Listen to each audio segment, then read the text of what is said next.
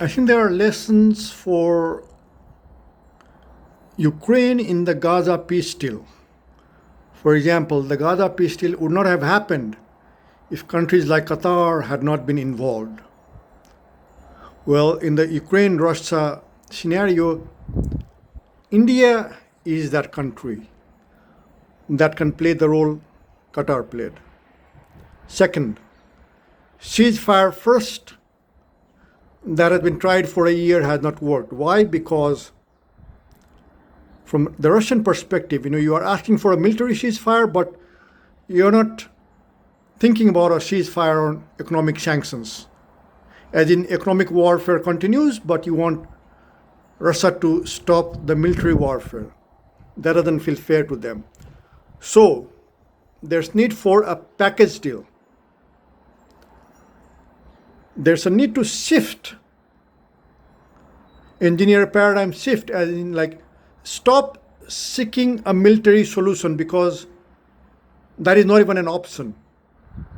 You're talking about a military power like Russia. There is no military solution.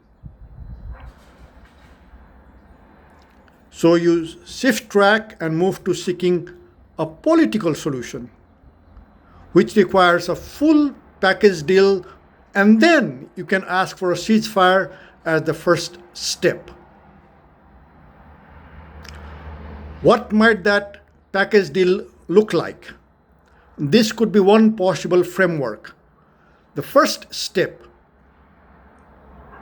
yes, all the disputed territories, including Crimea, have to be demilitarized, and both the militaries have to move back 50 miles from the disputed borders. And UN peacekeeping forces have to come in, maybe India, Nepal, Brazil, countries that neither parties feel threatened by. Not Russia, not Ukraine.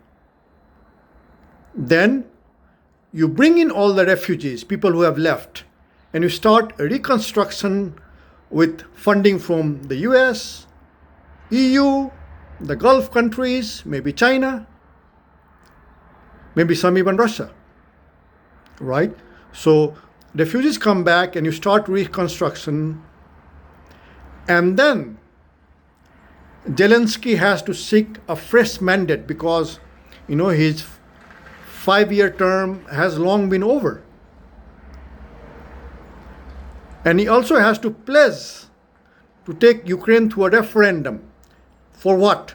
A referendum to get rid of the NATO clause, which is a stupid clause.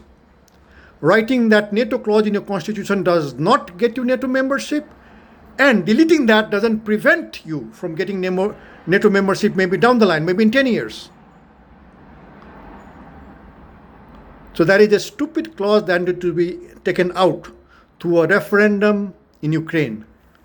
And more important, there has to be a referendum in Ukraine that brings forth fundamental changes in the Ukraine constitution, make it federal, with autonomy and language and cultural rights for all the regions, especially the disputed regions that have Russian-speaking ethnic minorities. And then within a year, you hold a referendum in those disputed areas, giving the people 3 options. One, they choose to stay in the federal Ukraine with autonomy for the regions and language and cultural rights. Option 2, become independent countries if you want to. Option 3, you can choose to join Russia. All of them, Crimea all the way up to Donbas, they can choose to join Russia. And the economic sanctions on Russia have to be phased out at each step. These 5-6 steps, at each step, the economic sanctions on Russia have to be phased out until the final step when the referendum takes place, and whatever the result, both parties comply and respect that result, and all sanctions have to be lifted.